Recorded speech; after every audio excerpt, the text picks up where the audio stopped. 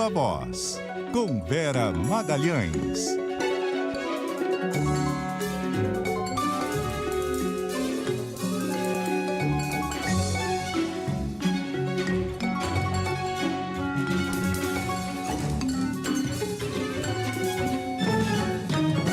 Viva Voz, Vera Magalhães, boa noite. Oi, Bocardi, boa noite, Carol, ouvintes, também quem nos assiste por imagens. Oi, Vera. Vera, a ministra Marina Silva falou depois do parecer da AGU sobre a prospecção de petróleo na foz do Amazonas. Acha que há conciliação, possibilidade de conciliação?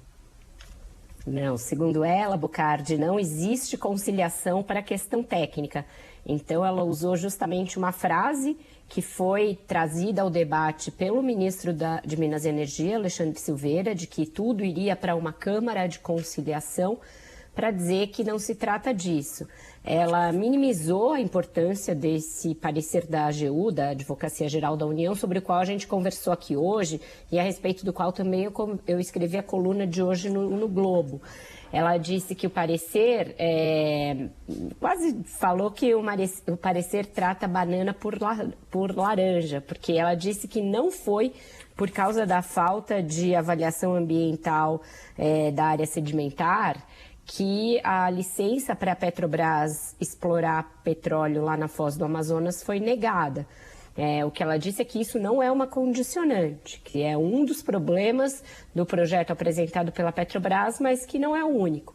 Ela repetiu, isso tudo foi numa comissão, ela foi depor na Comissão de Meio Ambiente do Senado. E o presidente do IBAMA também estava lá, o Rodrigo Agostinho. E os dois repetiram uma série de inconsistências no projeto apresentado pela Petrobras e, principalmente, o que eles chamam de plano de mitigação do impacto ambiental. Então, a Petrobras não teria apresentado estudos suficientes para mostrar que ela teria como proteger a população local, os povos indígenas e evacuar a área num caso de desastre ambiental. Então, uma série de medidas de mitigação que não teriam sido apresentadas e que isso sim levou o IBAMA numa decisão técnica que ela reforçou que passou por 11 servidores, 11 técnicos, negar o pedido da Petrobras. Então, o que ela está mostrando com isso é que ela não vai ceder fácil, que ela não está disposta a aceitar esse parecer da AGU como uma chave para virar esse caso e aí permitir que a Petrobras faça estudos para a viabilidade da exploração do petróleo, não só naquele lote que foi negado, como em vários outros, porque a região ali da foz do Amazonas tem muitos lotes possíveis de prospecção de petróleo. Então é uma briga que vai ser longa, ela não está terminada. A convocação da ministra para falar mostra o interesse dos senadores nesse assunto, que também é dos deputados, que também é dos governadores. Então é como se ela e o presidente do IBAMA tivessem sozinhos de um lado e toda a área política do governo do outro. É por isso que eu usei na coluna o técnica muito entre aspas, porque não vai ser técnica essa briga, não vai ser com base num parecer jurídico, técnico, que vão fazer a ministra mudar. Se tiver de ser levada às últimas consequências essa disputa, ela será eminentemente política. E a ministra sabe disso, por isso ela está fincando o pé na posição dela e reafirmando que não tem viabilidade ambiental para prospectar petróleo naquela região que é no coração ali da Amazônia. E o que fala muito ao coração dos políticos? O fato de que nos países vizinhos já está sendo feita prospecção numa região próxima com achados muito valiosos em termos de petróleo. Mas o que se discute no mundo? Vale a pena você começar toda uma operação caríssima, ambientalmente muito pesada e com grandes impactos sobre o ambiente para explorar combustível fóssil que num horizonte muito próximo vai se tornar inviável economicamente? E é essa discussão que o governo evita fazer. O governo quer manter o discurso ali de furar poço e achar petróleo, mesmo com esse tipo de impacto, e a ministra já está em outra época, ela está em outro drive, ela acha que a economia tem de ser realmente sustentável do ponto de vista ambiental e voltada e orientada por isso, e não isso só como uma coisa subsidiária ou só como um discurso. Então, é uma questão de diferença de concepção econômica que está no cerne dessa discussão. Não vai ser simples. Ontem me chamaram a atenção, depois que a gente encerrou o Viva Voz, para um aspecto que eu não tinha salientado aqui na nossa conversa e que eu acho que é relevante de salientar, né? A entrada da AGU, né, nesse contencioso, nessa briga. O ministro Jorge Messias, da AGU, a gente sabe, é um dos candidatos a uma vaga no Supremo Tribunal Federal, a vaga da ministra Rosa Weber, que vai abrir agora em outubro. E esse parecer, tão ali aos moldes do que o governo quer, inclusive o Lula quer, para tentar convencer a ministra Marina, vem bem a calhar. A gente está numa temporada em que todos os candidatos ao Supremo apresentam os seus atributos ali, como se estivessem levando mimos ao Lula para serem lembrados na hora da indicação. E essa é uma forma do ministro titular da AGU mostrar ali a sua valia também nesse momento de escolha do próximo ministro do Supremo. Vera, outra coisa que não vai ser simples é adequar a arrecadação ao que requer o arcabouço fiscal, né? Ontem a Câmara aprovou o arcabouço, bem na linha daquilo que você falava ontem aqui no Viva Voz, e agora a bola está com o governo para adequar o orçamento ao que está previsto no arcabouço, né? Pois é, Carol, o próprio Haddad reconheceu que tem muito trabalho a ser feito aí nesse campo da arrecadação, porque está longe o que precisa arrecadar para você chegar a um resultado como o prometido por ele mesmo, Haddad, que é o de zerar o déficit no ano que vem, e isso com todos os gastos que estão prometidos, inclusive PAC, inclusive aumento real do mínimo, que é uma política permanente, o Bolsa Família, etc. E com as dificuldades de cada uma das medidas que propõem mais arrecadação que ele imagina, chegam lá no Congresso e enfrentam problemas. Por exemplo, a questão que a gente tratava aqui ontem da tributação de fundos exclusivos, empresas offshore, etc. Ontem o líder do governo, o José Guimarães, acabou jogando a toalha. Esse trecho vai ser retirado da MP do salário mínimo para permitir que a MP do mínimo seja votada. Então, sai esse trecho, mas fica o que corrigiu a tabela do IR, que aumentou a isenção do IR. Então, ainda o cobertor vai ficando mais curto. O Lira disse que não é contra tributar os muito ricos, tributar os fundos nem nada, mas que isso tem que ser feito, segundo ele, com planejamento. Então tem que ser feito num projeto específico a esse respeito e que ele quer que seja um projeto de lei e não uma medida provisória. Então está bem encruado.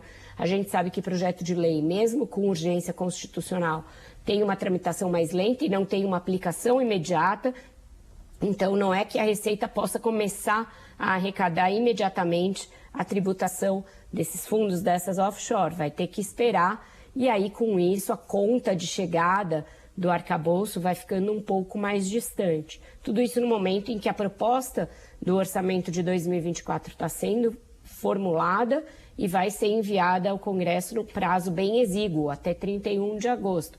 Então, a Fazenda, o planejamento, o governo estão com a bola e estão correndo contra o relógio para fazer essa arrecadação performar como ela precisa performar para o arcabouço parar de pé e não ser só mais uma obra de ficção como foi o teto de gastos. O teto de gastos foi criado com o melhor dos propósitos e já no segundo ano estava sendo totalmente furado, já era uma obra de ficção. Então, o risco é o arcabouço cair nessa mesma vala e o Haddad acabar saindo da posição que ele está, que é uma posição de alguém que adquiriu uma credibilidade junto aos agentes econômicos para uma posição de falta de credibilidade. A gente sabe que essas percepções são muito voláteis, não só no mercado financeiro, mas em todo o sistema de agentes econômicos, inclusive do setor produtivo.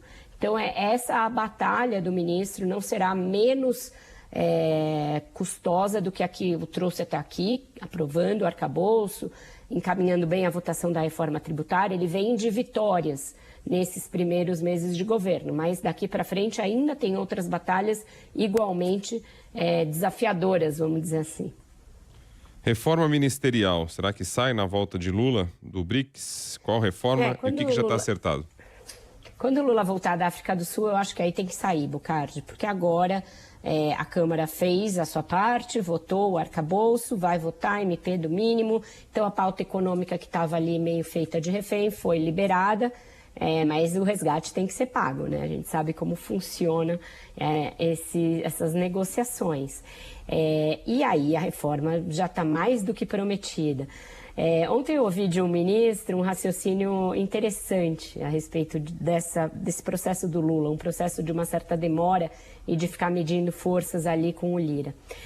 Ele me disse o seguinte, esse ministro: esses deputados que estão há tanto tempo já colocados como ministro, André Fufuca e o Silvio Costa, o filho do outro Silvio Costa filho, está tanto falando vão ser ministros, que quando eles chegam nos estados deles, eles já são cumprimentados, ô ministro.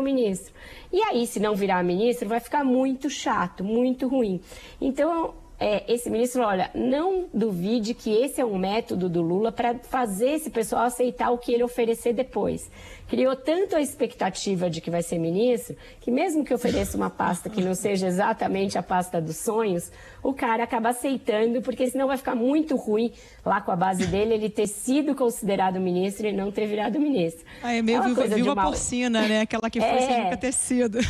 É uma espécie de método porcina de definição de ministérios, que eu dei risada na hora, mas tem a sua certa lógica, viu, Carol? Então é isso, o que está no horizonte é o que eu falei desde o início, mesmo quando a especulação do MDS estava muito grande, de que ele seria dado ao PP, eu falava que, olha, eu acho que não será o MDS.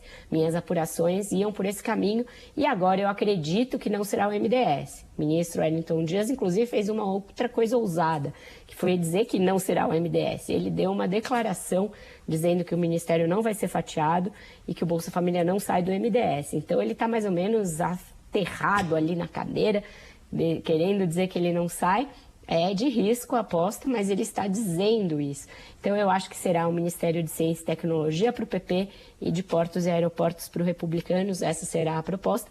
E eles conseguiram ainda Lira está negociando uma outra coisa que é interessante do ponto de vista dele, que é tirar alguns recursos de emendas do Ministério das Cidades, jogar direto na Codevasf e no DENOX, que são dois órgãos com muita capilaridade, principalmente no Nordeste, e nos quais ele tem uma grande influência política, inclusive nas diretorias e tudo mais. Então, uma chance dele continuar manejando recursos como faz com orçamento, etc., mas dando mais emendas para esses órgãos nos quais ele tem grande ascendência política. Então, o desenho que eu colho nas conversas é mais ou menos esse. Ministérios não tão apetitosos, mas compensações ali nos outros escalões. Ô Vera, ainda falando de Lula, na reunião lá do BRICS, ele voltou a falar em criação de uma moeda do bloco para transações e tal. Mas essa reunião do BRICS é complicada, né? Sobretudo por causa da situação da Rússia. Já era difícil, o Putin não pôde ir, porque se fosse ia ser preso.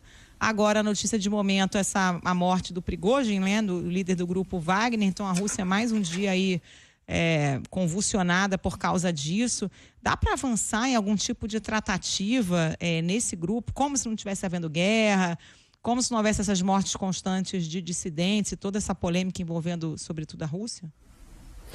E o discurso todo na reunião é esse, né, Carol? Enaltecendo o Banco dos BRICS e a necessidade de uma moeda comum do bloco para fazer negócios. O próprio Putin, numa espécie de mundo paralelo, entrou por videoconferência algumas vezes, e ninguém, falando a respeito do fato de que ele só estava por videoconferência por essa circunstância de que ele poderia ser preso se fosse até lá, porque a África do Sul é signatária do TPI, que é o Tribunal Penal Internacional de Haia, que determinou a prisão do Vladimir Putin. Então, uma espécie de reunião estranha, em que você fica tratando de coisas econômicas, como se as questões políticas e geopolíticas não estivessem muito candentes e muito contra a Rússia. E aí o Brasil fica fazendo esse papel. Não sei como vai ser o Itamaraty diante de mais essa morte, uma morte aí agora confirmada pelo governo russo, portanto, o Prigozhin estava no avião que caiu e que não tem sobreviventes. Isso pouco menos de 3 meses depois de liderar uma rebelião do grupo mercenário Wagner, que chegou a marchar em direção a Moscou, mas abortou a operação. E isso se soma a uma série de dissidentes do regime do Putin que já morreram em circunstâncias, no mínimo, esquisitas aí, e que mostram que existe algum tipo de ligação entre essa oposição política e as suas mortes. Então, vamos ver como o Itamaraty vai se manifestar a respeito disso. A guerra não dá sinais de terminar e o Brasil está nessa situação bastante delicada em relação a isso, porque nunca condena enfaticamente, veementemente, a posição de Moscou em relação à Ucrânia. E agora estava nessa reunião o Lula, em que, de repente, vem essa notícia da morte de mais um dissidente. Então, está se falando de um mundo colorido, em que o próprio Putin falou, nós temos de ser hegemônicos, temos de buscar ser hegemônicos na economia mundial, ditar as regras, quando, na verdade, o seu regime está ali às voltas com uma situação política muito, muito delicada. Então, essa é a circunstância dessa reunião. Na volta, o Lula deverá fazer a reforma ministerial, como a gente falou aqui, mas a gente ainda não ouviu nenhum posicionamento do governo brasileiro a respeito da morte do líder do Grupo Wagner. O ex-presidente Jair Bolsonaro, internação em São Paulo para exames e tal. Há quem diga até que quando o negócio aperta ele arruma exame, mas enfim, sabemos aí do problema de saúde dele. E as investigações continuam, né, Vera? O que vem aí pela frente? Essa vinculação entre os exames e a situação do cerco se fechando foi feita nas redes sociais, inclusive alguns políticos embarcaram nela, muitos políticos fazendo ironias a esse respeito. A gente não tem como endossar isso, porque realmente ele tem uma circunstância advinda da facada que ele levou em 2018, que leva a que ele tenha de fazer exames constantes, Bocardi. No voo para São Paulo, ele acabou falando com a reportagem da Folha de São Paulo e falou sobre ele ter mandado que o empresário Meyer Nigre da Tecnisa repassasse o máximo possível para quantas pessoas ele pudesse, aquela fake news a respeito do sistema eleitoral brasileiro, seguida de uma crítica ao ministro Barroso e a outros 2 ministros do Supremo e do TSE, que não são mencionados pelo nome, mas que a gente sabe que são os ministros Alexandre de Moraes e Luiz Edson Fachin. Ele disse que mandou mesmo, e daí? Então, minimizando isso, e provavelmente não foi só para o Meyer, ele não mandou em nenhum grupo, mas aparentemente mandou para uma lista de contatos, porque não está endereçada para o empresário e outros influenciadores, outros bolsonaristas receberam mensagem semelhante. Isso é mais ou menos o que ele fez lá em 2020, quando eu noticiei que ele estava usando o WhatsApp para convocar para atos antidemocráticos, um pouco antes da pandemia, lá para fevereiro, março de 2020. É um método que ele costuma usar, esse de, a partir do WhatsApp, convocar e mandar fake news e tentar mobilizar a sua base. Fazia isso quando era presidente da República. O fato é que sim, o cerco está se fechando contra ele. Ele vai ter 2 depoimentos no dia 31, no caso das joias e nesse caso dos empresários. E o do caso das joias tem uma circunstância agravante para ele, porque o ministro Alexandre de Moraes determinou que sejam simultâneos os depoimentos. Isso foi a pedido da PF, mas que sejam ouvidos simultaneamente o Bolsonaro, Michele Bolsonaro, o coronel Cid, tenente-coronel Mauro Cid e o advogado Frederico Wassef, para que eles não possam combinar versões e que sejam confrontados com dados do inquérito das joias, que é o mais avançado e o mais lotado de provas de todos os inquéritos que o Bolsonaro enfrenta. Nesse fronte aí, né, das questões envolvendo o Bolsonaro, também ganhou ali alguma temperatura, Carol e Bocardi, a questão dos militares. A gente tem falado dela aqui. Hoje, o presidente da CPI, deputado Arthur Maia, se reuniu com a cúpula da Defesa, com o ministro Múcio e com o comandante do Exército. Diz que não ouviu nenhum pedido, mas o fato é que ele está atuando para evitar a convocação dos militares. Eu falei a esse respeito aqui ontem. E aí, realmente, a convocação do general Paulo Sérgio, que era o ministro da Defesa do Bolsonaro, subiu no telhado. O ministro Múcio também está agindo como esse algodão entre os cristais que eu citei aqui ontem, lá no inquérito, lá com a PF e com o Supremo. Ele tentou obter com a PF a lista dos militares que teriam estado nos encontros com o hacker Walter Delgatti lá no Ministério da Defesa, para que aí sim ele possa tomar alguma providência. Acontece que o delegado da PF responsável pelo inquérito disse que ele não poderia fornecer essa informação ao Múcio porque o inquérito corre em segredo de justiça. E aí o Múcio foi bater lá no gabinete do ministro Alexandre de Moraes para solicitar isso. Então ele está, nesse momento, atuando como alguém que está ao lado dos militares para evitar que tanto o inquérito da PF quanto a CPMI caminhem para culpar a instituição Forças Armadas pelo que aconteceu e pelos militares que eventualmente tiveram um concurso ali de propósitos com o Bolsonaro ou com os atos golpistas. Então,